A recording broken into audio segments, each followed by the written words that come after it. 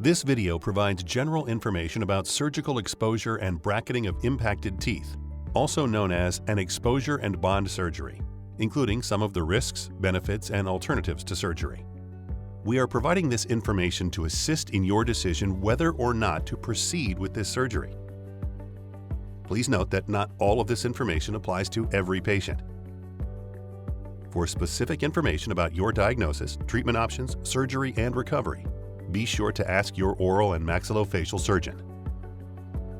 This video will cover what an exposure and bond procedure is, how to prepare for your surgery, risks associated with exposure and bond surgery, pain management options, and what to expect following surgery, including at-home care. Exposure and bond surgery is a team effort that includes you as the patient, your surgeon, and your orthodontist, all working together to design a treatment plan that meets your needs. When teeth are in a position where they cannot enter the mouth naturally, they are considered to be impacted. Treatment for impacted teeth may include the use of orthodontic braces to make space for the impacted tooth. For some patients, an impacted tooth will not move into a normal position in the mouth even if there is enough space for the tooth. When this occurs, the orthodontist will refer the patient to an oral and maxillofacial surgeon to assist with guiding the tooth into proper position with a procedure called exposure and bond. This procedure, which is usually performed in a surgeon's office, may require surgical removal of bone and removal or repositioning of the gum tissue to expose the impacted tooth. An orthodontic bracket and connecting chain will then be bonded to the exposed tooth. The chain and bracket will be used by your orthodontist to slowly guide the impacted tooth into the proper position. Orthodontic treatment time may vary depending on the degree of impaction. Your care team will provide you with specific instructions to help you prepare for surgery. A few common instructions include if you should take your regularly prescribed medications, the time to arrive for surgery, how long your surgery will take, and your discharge plans. Depending on the type of anesthesia you and your surgeon have decided on, you may be instructed not to eat or drink for at least 6 hours prior to surgery. Each patient's treatment plan is unique, so be sure to ask your care team about how to prepare for your surgery. While all surgery carries risk, your surgeon will try to prevent, minimize, and control these risks. Nonetheless, it is important for you to understand these risks before your surgery. Your surgeon cannot guarantee the results of the procedure, and the length of time needed to complete treatment may vary for each patient. With exposure and bond surgery, you may experience pain, swelling, bleeding, temporary bruising, soreness or cracking at the corners of the mouth, tissue scarring, damage to your lips, jaw, and teeth, including existing dental work, stress or damage to the jaw joint, or in rare cases, a jaw fracture. Infection can happen with any surgery and is often treated with antibiotics. However, some infections may require prolonged treatment, additional surgeries, or in rare cases, hospitalization. There are several nerves in your face, including those in your upper and lower jaws. Exposure and bond surgery, or the use of local anesthesia, can cause injury to these nerves. These nerve injuries can result in altered or loss of sensation, including loss of taste or numbness. Nerve injuries can also cause pain or altered feeling in the face, cheeks, lips, chin, teeth, gums, and/or tongue. Nerve changes after surgery may resolve over time, but in some cases, the changes may be permanent. Additional risks with an exposure and bond procedure include the bracket used to move the impacted tooth may come off and need to be reattached.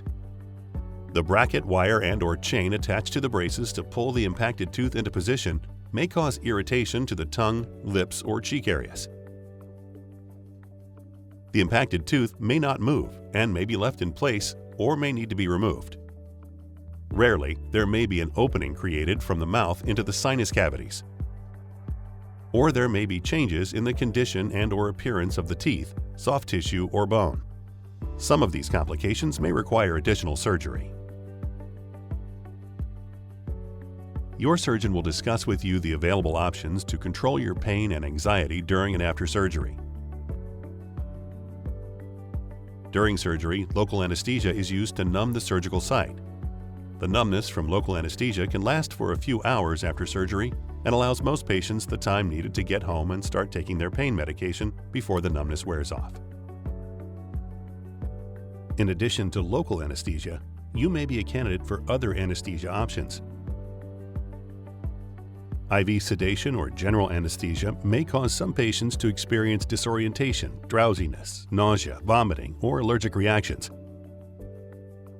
As with any anesthetic, whether performed in a hospital or an outpatient setting, these risks can be serious and in rare cases may even be fatal.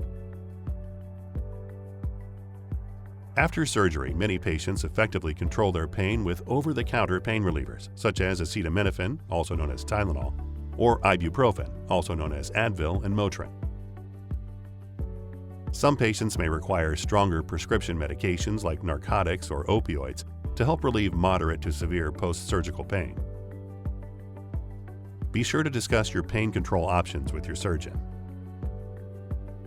For patients that receive IV sedation or general anesthesia, please be aware that these medications can have a different effect on each patient.